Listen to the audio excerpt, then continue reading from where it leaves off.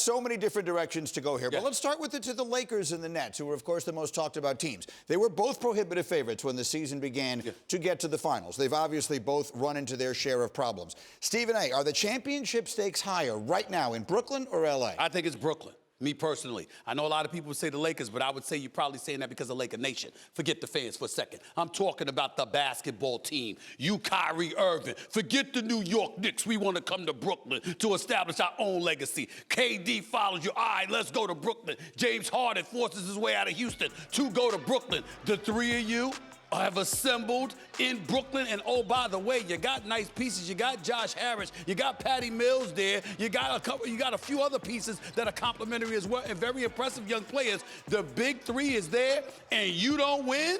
Lord have mercy. It's gonna be nightmarish. It's gonna be a disaster. Everybody's gonna be talking about you, and I will be at the front of the line in that. What do you think, the Brooklyn Nets. I was waffling on this question because I saw Stephen A. And we know when Magic tweets, that means business. Yes. And the Lakers however, have won the championship with LeBron James. So the answer is the Nets. And by the way, Kyrie Irving is a part-time player, and James Harden has the ability to opt out at the end of this season. Yeah. And we've seen the reports that maybe he would leave if he did so. So if I'm the Nets, there's a sense of urgency. KD's down, Kyrie's part-time. Can Harden carry the load until they get back? And will they be a big three? Because the time is now. What do you think, Michael? There's about 1,000 reasons why the answer is the Nets. I got reasons separate from the two I just heard. Here's the first one. I'm going to be very simple. The Lakers aren't any good. They're not any good. And I didn't believe they were the favorites to win the West when the odds came out in October. I didn't believe any of that.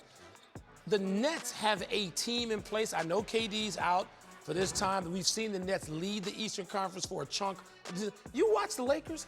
When the Lakers beat Utah, was that last night? Or not? That's an upset. Monday night. The Lakers beating a good team is an upset. Just one game. And so the Lakers, stop. We have all measured our words carefully for 3 months, and we said, you know what? They can get it together. We expect them to get it together. They should get it together. LeBron's playing great. They're going to get it together. They're not getting it together.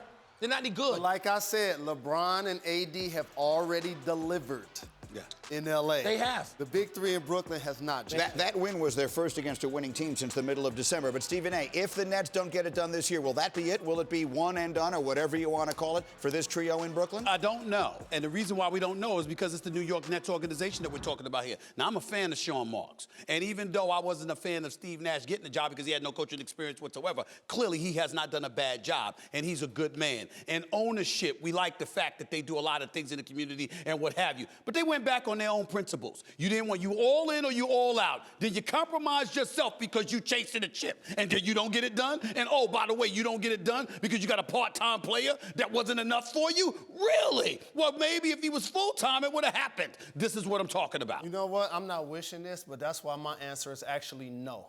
And the reason why is the more we see variance happen, it reminds me that we're in New York right now and the laws aren't going to change. And I don't believe Brooklyn is going to allow Kyrie, to be a part-time player next season. So if they get bounced this year in the playoffs, it changes the relationships in the locker room, and it also changes how the Nets. Is Harden more likely to be in Philadelphia or Brooklyn? Can you tell me the answer to that? Don't know.